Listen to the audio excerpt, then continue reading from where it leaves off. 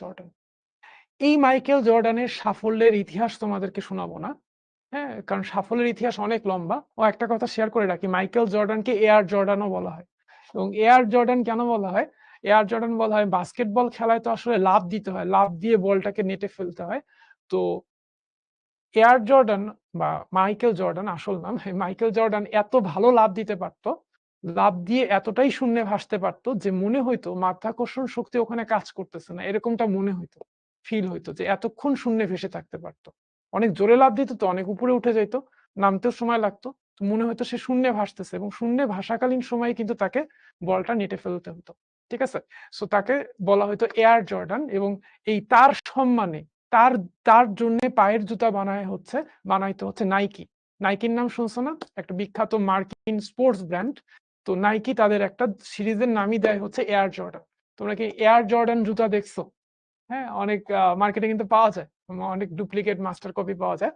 So anyway, Michael Jordan এই যে পৃথিবীর কিংবদন্তি একজন প্লেয়ার, বুঝতেছো, সারা পৃথিবীর সেরাদের সেরা, বেস্ট অফ দ্য বেস্ট একজন অ্যাথলেট বা একজন বাস্কেটবল প্লেয়ার। ইনার জীবনেও কিন্তু ব্যর্থতা আছে, ইনার জীবনেও কিন্তু পিছনে পড়া আছে। সো আমরা আসলে সবসময় সফল ব্যক্তিদের সাফল্য গাথাই শুনি, বাট তাদের ব্যর্থতার গল্পগুলা জানি না। তাই আমাদের কাছে মনে হয় যে সফলরা বুঝি সবসময়ই সফল, কিন্তু এটা কিন্তু কখনোই না। বরং উল্টা উল্টাটা, সফল ব্যক্তিটাই চেয়ে বেশি ব্যর্থ। একজন ব্যর্থ ব্যক্তির থেকেও সফল ব্যক্তির ব্যর্থতার ইতিহাস অনেক লম্বা হয়। পার্থক্য পার্থক্য শুধু একটাই, তারা সফল ব্যক্তিরা ব্যর্থতা থেকে শিক্ষা নিয়ে আবার ঘুরে দাঁড়ায়, আর ব্যর্থীরা একবার ব্যর্থ হয়েই হাল ছেড়ে। তুমি যদি হাল ছেড়ে দিতা, তাহলে কিন্তু কখনোই একবার হোঁচট খাওয়ার পরে তুমি আবার উঠে হাঁটা শিখতা না, দৌড়ানো শিখতা না। আমরা হাঁটা শেখার সময় কতবার হোঁচট খাইছি হিসাব আছে? ঠিক একইভাবে জীবনের প্রতিটা মুহূর্তে আমাদের হোঁচট খাইতে হয়, এই হোঁচট খাওয়ার পরেই আবার আমাদের ঘুরে দাঁড়াতে হয়। এরকম একটা ঘুরে দাঁড়ানোর গল্প আজকে বলবো, যেই গল্পটা একটা সত্যি ঘটনা, হ্যাঁ, কল্পনা না, এটা বাস্তব, মাইকেল জর্ডানের গল্প। তো মাইকেল জর্ডান খেলতো হচ্ছে, তার যে ক্লাবের হয়ে খেলতো সেই ক্লাবটার নাম হচ্ছে শিকাগো বুলস। তো শিকাগো বুলসের হয়ে সে টানা 3বার চ্যাম্পিয়নশিপ জেতে, বাস্কেটবলের চ্যাম্পিয়নশিপ টানা তিনবার সে তার ক্লাবকে চ্যাম্পিয়ন করে। 1991, 92 এবং 93, টানা 3বার চ্যাম্পিয়ন। তুমি বুঝতে পারতেছো, এটা কিন্তু হিউজ একটা অ্যাচিভমেন্ট। এবং ওই শিকাগো বুলসের সবচেয়ে বড় স্টার ছিল মাইকেল জর্ডান, এবং তার একক কন্ট্রিবিউশনের কারণেই মূলত তার ক্লাব 91, 92 এবং 93 পরপর 3 বছর চ্যাম্পিয়নশিপ জেতে। কিন্তু প্রবলেমটা হয় তখনই যখন মাইকেল জর্ডানের বাবা মারা যায়। বাবা মারা যায় 1993 সালের জুলাই মাসে, খুব সম্ভবত, আমার যদি ভুল না হয়। এবং তার বাবা, তার নাম হচ্ছে জেমস জর্ডান, যে মারা যায় হচ্ছে, তার বাবা গাড়ি চালাচ্ছিল আমেরিকার নর্থ ক্যারোলিনা রাজ্যের কোন একটা রাস্তায় গাড়ি চালাইতে চালাইতে সে হচ্ছে গাড়িটা রাস্তার এক সাইডে পার্ক করে গাড়িতেই বিশ্রাম নিচ্ছিল, ঘুমায় গেছিল। তো তখন দুইজন ছিনতাইকারী ছিনতাইয়ের উদ্দেশ্যে গাড়িটাকে, ওই থেমে থাকা গাড়িটাকে অ্যাটাক করে, এবং তারা একসময় মাইকেল জর্ডানের বাবা জেমস জর্ডানকে গুলি করে মেরে ফেলে, এবং তার লাশটা কোনো একটা জলাশয়ে ফেলে রাখে। তো ঘটনার কয়েক সপ্তাহ পরে, হ্যাঁ, তার বাবার লাশটা উদ্ধার করা হয়। এবং এই ঘটনাটা মাইকেল জর্ডানের মনের মধ্যে খুব খারাপভাবে প্রভাব ফেলছিল। অ্যাট দ্য সেম টাইম সে যেহেতু খুবই বিখ্যাত প্লেয়ার ছিল, এবং তার এতই নেম অ্যান্ড ফেম ছিল, এবং খ্যাতিমান ব্যক্তিদের কিন্তু খ্যাতির বিড়ম্বনাও অনেক। আমরা যেমন, আমাকে কেউ চিনে না, আমি চাইলেই রাস্তাঘাটে যে কোনো সময় যে কোনো ভাবে চলাফেরা করতে পারি, বাট তারা কিন্তু রাস্তাঘাটে এত ইজিলি মুভ করতে পারে না, কারণ তারা যেখানেই যায় মানুষ তাকে চিনে ফেললে একদম ভিড় জমায় ফেলে। তো তার খ্যাতির বিড়ম্বনা, হ্যাঁ, তার খ্যাতির শীর্ষে ছিল, তার উপরে সারা বিশ্বের মানুষের চোখ ছিল, ফোকাস ছিল। তো বিশাল একটা প্রেসার, তারপরে হচ্ছে তার বাবার মৃত্যু, সবকিছু মিলে সে অনেক ডিপ্রেশনে চলে যায়। এবং তার বাবার ইচ্ছা ছিল, মাইকেল জর্ডান যখন ছোট ছিল তখন তার বাবার ইচ্ছা ছিল যে তার ছেলে বড় হয়ে বেসবল খেলবে।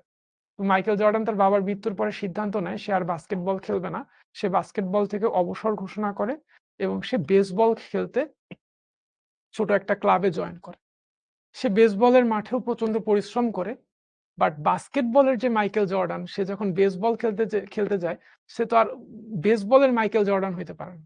সো তার পারফরমেন্স অতটাও ভালো ছিল না, যদিও চেষ্টার কোনো ত্রুটি ছিল না। এবং সে তো বাইবোর্ন একজন বাস্কেটবল প্লেয়ার, তার রক্তের মধ্যে মিশে আছে বাস্কেটবল। সে কি আর চাইলেই বেসবল খেলতে পারে? মেসি চাইলেই কি ক্রিকেট খেলতে পারবে? পারবে না। তো এই হচ্ছে বিষয়টা। তো সে আসলে বেসবলে অতটাও ভালো করতেছিল না, আর সে বাস্কেটবলকে অনেক মিস করতেছিল। তো যেহেতু অবসর ঘোষণা হয়ে গেছে, সে দীর্ঘ 17 মাস পরে 1995 সালে সে হঠাৎ করে একটা ফ্যাক্স বার্তা পাঠায়। এখনকার দিনে যেমন সোশ্যাল মিডিয়ায় একটা স্ট্যাটাস দেওয়া যায়, তখন তো সোশ্যাল মিডিয়া এতটা পপুলার, মানে তখন তো আসেই নেই অ্যাকচুয়ালি, কোনো ফেসবুক বা টুইটার ছিল না। সে তখন ফ্যাক্সে একটা বার্তা দেয়, আই এম ব্যাক। এবং আই অ্যাম ব্যাক মানে হচ্ছে সে আবার বাস্কেটবলে ব্যাক করছে। এবং তার এই বার্তাটা সারা পৃথিবীব্যাপী আলোড়ন তৈরি করে বাস্কেটবল প্রেমীদের মাঝে। এবং তার যে ক্লাব শিকাগো বুলসের যারা ফ্যান্স ছিল তারা তো খুব খুশি হয়ই, একই সাথে শিকাগো বুলসের যারা প্রতিপক্ষ হেটার্স, তারাও শঙ্কিত হয়ে যায়, কারণ বাস্কেটবলের real king is getting back, বুঝছো? সো সবকিছু মিলা সে 17 মাস পরে কামব্যাক করে, আবার চ্যাম্পিয়নশিপে সে তার দল শিকাগো বুলসকে নিয়ে সে পার্টিসিপেট করে। তো তার মাইকেল জর্ডানের জার্সি নাম্বার ছিল 23। সবসময় সে 23 নাম্বার জার্সিটাই পরতো, দেখো এখানে কিন্তু 23 লেখা আছে। তো সে যখন কামব্যাক করে তখন সে 23 নাম্বার জার্সিটা পায় না, তখন তাকে দেওয়া হয় জার্সি নাম্বার 45। তো 45 নাম্বার জার্সি নিয়েই সে হচ্ছে খেলা শুরু করে, কিন্তু খেলার পারফরমেন্স তার অতটাও ভালো ছিল না। অবসরের আগে যতটা ভালো খেলতো সে, অতটাও ভালো ফিটনেস তার ওই সময় ছিল না অবসরের পরে। সো প্লে অফের একটা ম্যাচে সে, তার টিম হেরে যায়। এবং যখন তার টিমটা হারার ওই ম্যাচ চলাকালীন এক পর্যায়ে অপোনেন্টের একজন প্লেয়ার তাকে টিস করে। হ্যাঁ, অপোনেন্টের প্লেয়াররা কিন্তু অনেক সময় টিস করে প্রতিপক্ষের মনোবল ভেঙে দেওয়ার চেষ্টা করে। তাকে টিস করে বলে যে এটা 23 নাম্বার জার্সি না, এটা 45 নাম্বার জার্সি। মানে হচ্ছে যে তোমার আগের ক্যারিশমা শেষ হয়ে গেছে, যতদিন তুমি 23 নাম্বার জার্সি পড়তা ততদিনই তোমার সেই ক্যারিশমাটা ছিল, সেই গ্রেটনেসটা ছিল, এখন আর সেটা নাই। সো এরকম প্রতিপক্ষের একজন প্লেয়ার এরকম একজন কিংবদন্তি তুল্য প্লেয়ারকে টিস করতেছে, এটাও তার জন্য আসলে খুবই অসম্মানের। এবং ম্যাচটাও হেরে যায়। সে খুবই ডাউন ফিল করে এবং মনে মনে প্রতিজ্ঞা নেয় যে পরের বার আবার সে চ্যাম্পিয়নশিপে খেলবে এবং তার দলকে চ্যাম্পিয়ন করবে। এবং সে কঠিন পরিশ্রম শুরু করে এবং পরিশ্রম করতে করতে সে তার আগের ফিটনেস, আগের স্কিলটা আবার নিজের মধ্যে নিয়ে আসে। ঠিক আছে? এরপর 95 সালে তো পারলো না, 96 সালে শিকাগো বুলস আবার চ্যাম্পিয়ন হয় এবং 96, 97, 98 আবারও পরপর 3 বছর তার দল চ্যাম্পিয়ন। প্রথম 3 বছর চ্যাম্পিয়ন হয়েছিল হচ্ছে 91, 92, 93। তারপরে অবসরে যায়, 95 সালে কামব্যাক করে। 95 সালে পারে না, হেরে যায়। হ্যাঁ, তারপর সে আবার কামব্যাক করে 96, 97, 98 পরপর 3 বছর তার টিম আবার চ্যাম্পিয়ন। পরে 98 সালে সে আবার অবসরে যায়। আবার অবসরে যাওয়ার একটা কারণ ছিল, তার টিমের সাথে, তার ক্লাবের ম্যানেজারের সাথে তার ক্লাবের কোচের একটা বিরোধ তৈরি হয়, যার কারণে কোচকে ছাঁটাই করা হয়, হ্যাঁ, চাকরিচ্যুত করা হয়। এবং মাইকেল জর্ডান ওই কোচের প্রতি খুবই ভক্ত ছিল আর কি। সে বলছে যে ওই কোচ না খেললে আমিও খেলবো, না থাকলে আমিও খেলবো না, এই টিমে খেলবো না। সে তখন আবার অবসর নেয়। এনিওয়ে, সো গল্পটা থেকে আমরা কি শিখতে পারি? দেখো, মাইকেল জর্ডানের মতো একজন ফেমাস ব্যক্তি, তার জীবনে হতাশা আছে, তার জীবনে আসলে ফ্রাস্ট্রেশন, ডিপ্রেশন, এগুলো শুধু আমাদের জীবনে না, সবার জীবনেই আছে।